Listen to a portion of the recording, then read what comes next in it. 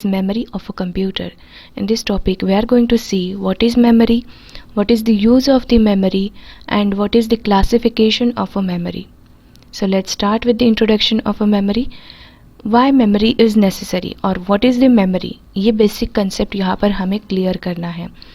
जैसे हम लोगों के अंदर ब्रेन काम करता है, जो भी चीज़ें देखते हैं हम उसको याद रखने की क्षमता हमारे ब्रेन के अंदर होती है, सेम वैसे ही कंप्यूटर के अंदर मेमोरी का काम होता है.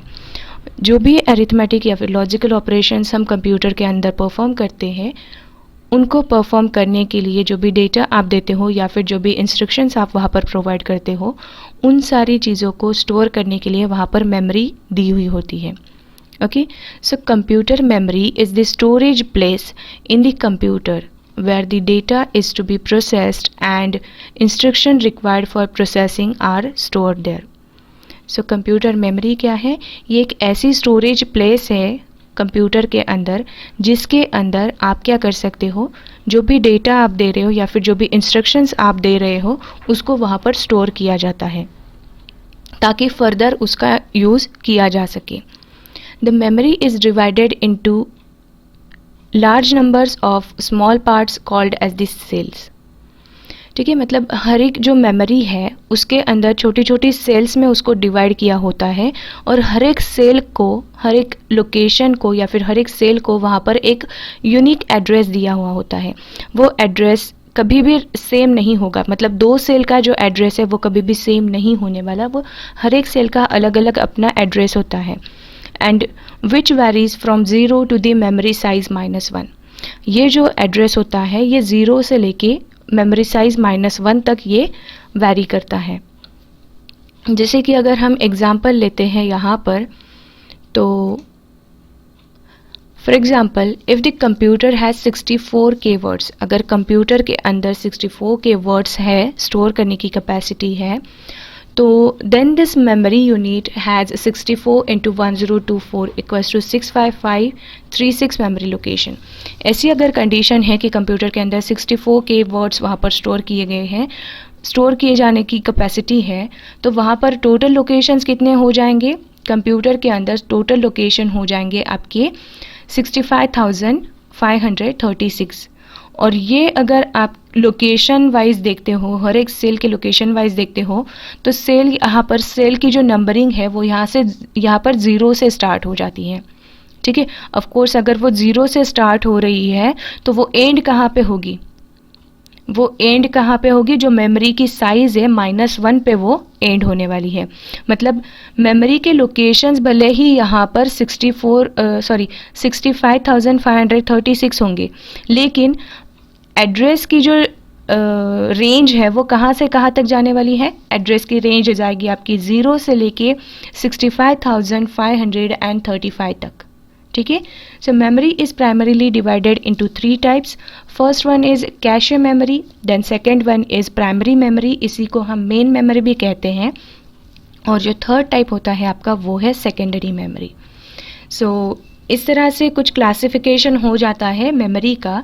तो 3 टाइप्स तो मैंने आपको पहले बता दी. एक है कैशे मेमोरी, दूसरा है प्राइमरी मेमोरी, इसको हम मेन मेमोरी भी कहते हैं, और थर्ड टाइप जो है वो है सेकेंडरी मेमोरी. ठीक है, सो कैशे मेमोरी भी आपके ट्रांसफ़र आगे जाके जो है वो डिवाइड हो जाता है. कैशे मेमोरी का भी क्लासिफिकेशन हो जाता है, लेकिन सबसे ज़्यादा ज़रूरी हमें यहाँ पर पढ़ना है primary memory and secondary memory के ऊपर हमें सबसे ज़्यादा फोकस करना है. तो primary memory and secondary memory का क्लासिफिकेशन अगर हम देखते हैं तो RAM and ROM, random access memory और रीड ओनली मेमोरी, ये जो क्लासिफिकेशन है ये है आपका प्राइमरी मेमोरी का. फिर रैम जो है वो फिर से 2 टाइप्स में क्लासीफाई हो जाता है, 2 टाइप्स में डिवाइड हो जाता है, that is static RAM and dynamic RAM. अगर हम रोम की बात करते हैं, रीड ओनली मेमोरी की, तो रीड ओनली मेमोरी जो है वो आगे जाके 4 टाइप्स में डिवाइड होता है. एक है M ROM, then P ROM, E P ROM and E E P ROM. Okay, so अगर हम थर्ड टाइप की ओर जाते हैं, that is your secondary memory. इसके अंदर अगर हम देखते हैं, इसको अगर हम क्लासीफाई करते हैं तो ये 2 टाइप्स में क्लासीफाई हो जाता है. एक है फिक्स स्टोरेज और दूसरा आ जाता है आपका रिमूवेबल स्टोरेज. फिक्स स्टोरेज को आगे जाके अगर डिवाइड किया जाता है तो वो SSD एंड HDD के अंदर चला जाता है। और रिमूवेबल स्टोरेज डिवाइसेस के अंदर अगर हम देखते हैं उसके अगर एग्जांपल देखते हैं तो वो आ जाते हैं आपके फ्लॉपी डिस्क है, CD है, DVD है, मेमोरी कार्ड है, या फिर फ्लैश ड्राइव जिनको हम PD कह के भी बुलाते हैं, पेन ड्राइव जिनको हम कहते हैं उसी का अलग से नाम है फ्लैश ड्राइव्स। सो ये सारे रिमूवेबल स्टोरेज के एग्जांपल है और फिक्स स्टोरेज के एग्जांपल है आपके SSD एंड HDD। ठीक है, सो यही क्लासिफिकेशन हम आगे यहाँ पर देखने वाले हैं। So let's start with our first type, that is the cache memory. So cache memory क्या होती है? Cache memory is a very high speed semiconductor memory which can speed up the CPU। ये जो कैशे मेमोरी होती है ये बहुत हाई स्पीड वाली सेमीकंडक्टर मेमोरी होती है, जो कि आपके हाई कैपेसिटी वाले अगर CPU है तो उसके साथ स्पीड मैच करने के लिए कैशे मेमोरी जो है वो अच्छे से काम करती है। ये जो कैशे मेमोरी है इसका लोकेशन कैसे होता है? सबसे पहले तो आपका यहाँ पर होता है CPU, ठीक है, CPU, और फिर बाद में आ जाता है आपका प्राइमरी मेमोरी, नेक्स्ट आ जाता है आपका सेकेंडरी मेमोरी। ठीक है, सो CPU और प्राइमरी मेमोरी के बीच में आपका कैशे मेमोरी जो है उसका लोकेशन होता है, ताकि जहाँ पर आपको स्पीड से काम करना है, जहाँ पर आपके हाई स्पीड CPU को स्पीड से काम करना है, तो वहाँ पर प्राइमरी मेमोरी में जाके डेटा को एक्सेस करना हर बार पॉसिबल नहीं होता है, या फिर वहाँ पर स्पीड जो है वो थोड़ा सा स्लो हो जाता है। सो वहाँ पर स्पीड को मेंटेन करना, हाई स्पीड को मेंटेन करने के लिए CPU और प्राइमरी मेमोरी के बीच में आपका कैशे मेमोरी ऐड किया जाता है, जो कि आपको क्या करता है, हाई स्पीड प्रोवाइड कर देता है। It acts as a buffer between the CPU and the main memory। वही बात मैंने आपको बता दी कि ये क्या करता है, CPU और मेन मेमोरी के बीच में आपका जो कैशे मेमोरी है वो बफर का काम करता है। It is used to hold those parts of data and program which are most frequently used by the CPU। ऐसा पार्ट आपके प्रोग्राम का या फिर डेटा का जो फ्रिक्वेंटली आपके CPU की ओर से यूज़ किया जाने वाला है, या फिर उसको बार बार उसको यूज़ किया जाने वाला है, ऐसे पार्ट को यहाँ पर आपकी कैशे मेमोरी के अंदर स्टोर किया जाता है। सिंपल एग्जांपल अगर दिया जाए यहाँ पर, तो सब लोगों को पता होगा कि कोई पार्ट अगर आपको कॉपी करना है तो आप क्या करते हो, Ctrl+C दबा देते हो, पेस्ट करने के लिए Ctrl+V दबा देते हो। सो ये जब आप सिलेक्ट करते हो किसी चीज़ को, सपोज करो कि मुझे यहाँ पर ये जो सेकेंड पॉइंट है उसको कॉपी करना है, तो मैं सेकेंड पॉइंट को सिलेक्ट करूँगी, उसके बाद उसको कॉपी कर लूँगी। कॉपी करने के बाद अभी ये जो डेटा है कॉपी किया हुआ, ये कहाँ पर स्टोर होता है? ये प्राइमरी मेमोरी में स्टोर नहीं होता, ये सेकेंडरी मेमोरी में भी स्टोर नहीं होता, ये जाता है सीधा कैशे मेमोरी के अंदर, क्योंकि कंप्यूटर को पता है कि ये कॉपी किया हुआ है, शायद से CPU को इसको बार बार यूज़ करना पड़ सकता है। It may be used frequently, that's why the CPU will store this data which is copied by us into the cache memory, ताकि जब भी उसको पेस्ट की कमांड दी जाएगी वहाँ से वो कैशे मेमोरी से उस डेटा को एक्सेस करेगा और जहाँ पर बताया है वहाँ पर पेस्ट कर देगा। ये एक सिंपल सा एग्जांपल है जहाँ पर कैशे मेमोरी यूज़ की जाती है। ठीक है, नेक्स्ट पॉइंट देखते हैं। The part of the data and program are transferred from the disk to cache memory by the operating system from where the CPU can access them. ठीक है, जो भी डेटा या फिर जो भी प्रोग्राम है वो आप डिस्क में से अगर कैशे मेमोरी के अंदर ट्रांसफ़र करना है तो ये कौन करने वाला है? That will be done by the operating system. ये आपके ऑपरेटिंग सिस्टम के ओर से किया जाने वाला है।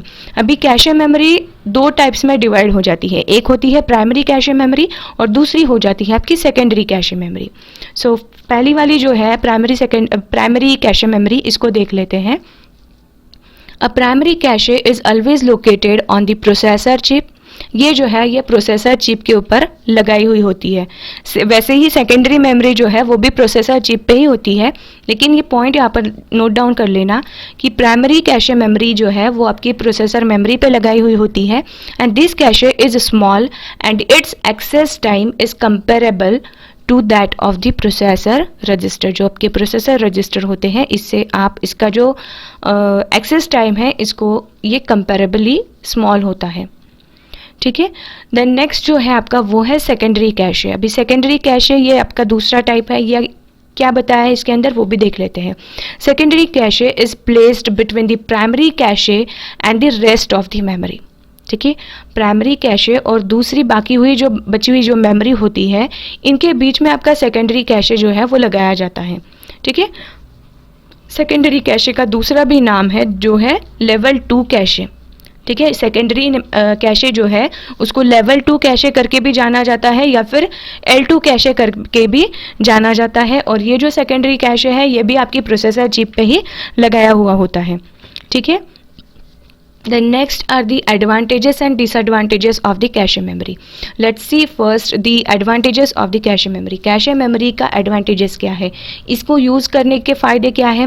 पहले ही आपको बता दिया कि कैशे मेमोरी का यूज़ करने से आपकी जो टाइम है वो बच जाता है, क्योंकि ये फास्टर मेमोरी, फास्ट काम करने वाली मेमोरी है। ठीक है। So cache memory is faster than the main memory. ये मेन मेमोरी से भी फास्ट काम करने वाली है and that's why your operations will be done in a faster manner. ठीक है। सो नेक्स्ट जो आपका एडवांटेज है वो क्या है, it consumes less access time as compare to the main memory. ठीक है। ये इसके अंदर अगर डेटा आप लोगों ने स्टोर किया है तो उस डेटा को एक्सेस करने के लिए जो टाइम आपको लगने वाला है वो बहुत कम होगा as compare to the main memory. ठीक है। मेन मेमोरी के अंदर डेटा एक्सेस करने के लिए जो टाइम लगने वाला है उससे कैशे मेमोरी के अंदर से डेटा एक्सेस करने के लिए जो टाइम लगने वाला है वो बहुत कम लगने वाला है। ठीक है। It stores the program that can be executed within a short period of time. इसके अंदर सारे के सारा जो डेटा है वो यहाँ पर स्टोर किया हुआ नहीं रहने वाला। इसके अंदर सिर्फ उतना ही डेटा रहेगा जो अभी आपको फ्रिक्वेंटली यूज़ करना है या फिर आपको पता है कि ये शॉर्ट पीरियड ऑफ टाइम में आपको लगने वाला है। ठीक है। थोड़ी देर में ये आपको डेटा लगने ही वाला है ऐसा आपको पता है, तो वो डेटा आप वहाँ पर स्टोर कर सकते हो, या फिर जो बार बार आपको लग रहा है ऐसा डेटा आप कैशे मेमोरी के अंदर स्टोर कर सकते हो। नेक्स्ट जो आपका एडवांटेज है, it stores the data for the temporary use. यहाँ पर जो डेटा स्टोर किया जाता है वो टेम्पररी पर्पज़ के लिए ही स्टोर किया जाता है, यहाँ पर परमानेंटली कोई भी डेटा स्टोर नहीं किया होता है। इसका भी अगर एग्जाम्पल दिया जाए तो कॉपी पेस्ट का एग्जाम्पल ले लो। ठीक है। जैसे ही आप कॉपी पेस्ट कर लेते हो उसके बाद में अगर सपोज करो कि आपका काम हो गया, आपने पीसी जो है आपका शट डाउन कर लिया, बाद में फिर से जब भी आप पीसी को ऑन करते हो तो कंट्रोल वी अगर दबा के आप कुछ पेस्ट करने जाते हो तो वहाँ पर पेस्ट होता है क्या? नहीं। क्यों नहीं होता है? क्योंकि पहले से आपने अभी कॉपी किया नहीं है। जो पहले वाला कॉपी किया था जो आपके कैशे मेमोरी के अंदर स्टोर हुआ था वो तो अभी है ही नहीं कैशे मेमोरी के अंदर, क्योंकि क्या हुआ है, कैशे मेमोरी सिर्फ टेम्पररी पर्पज़ के लिए यूज़ की जाती है। उसके अंदर से जो डेटा स्टोर होता है वो सिर्फ टेम्पररी पर्पज़ के लिए होता है। जैसे ही आपका सिस्टम ऑफ हो जाएगा या फिर जैसे ही नया जो डेटा है वो वहाँ पर आ जाता है, वैसे आपका प्रीवियस वाला जो डेटा है वो वहाँ से इरेज किया जाता है। ठीक है। देन अभी देखते हैं इसके disadvantages. Cache memory has limited capacity. अभी ऑफ कोर्स ये टेम्पररी यूज़ करने के लिए बनाई गई है तो इसको बहुत बड़ी मेमोरी इसकी बनाई नहीं गई है। ठीक है। क्योंकि यहाँ पर क्या है, टेम्पररी पर्पज़ के लिए इसको यूज़ किया जाने वाला है, उसके बाद जो भी डेटा वहाँ पर स्टोर है उसको इरेज कर दिया जाएगा। फिर से जो मेमोरी आपको मिलती है फ्री मेमोरी, उसके अंदर आप नया डेटा जो है वो स्टोर कर सकते हो। That's why it will need the limited capacity. इसलिए आपका कैशे मेमोरी जो है वो लिमिटेड कैपेसिटी का होता है, वो बहुत ज़्यादा बड़ा नहीं होता है। लेकिन ये क्या है, थोड़ा एक्सपेंसिव है as compare to the other memory, ये एक्सपेंसिव है। लेकिन अगर आपको हाई स्पीड वाले ऑपरेशन करने हैं, अगर आपको स्पीडी ऑपरेशंस चाहिए हैं तो थोड़ा सा एक्सपेंसिव तो आप अफोर्ड कर ही सकते हो। ठीक है। देन नेक्स्ट जो आपका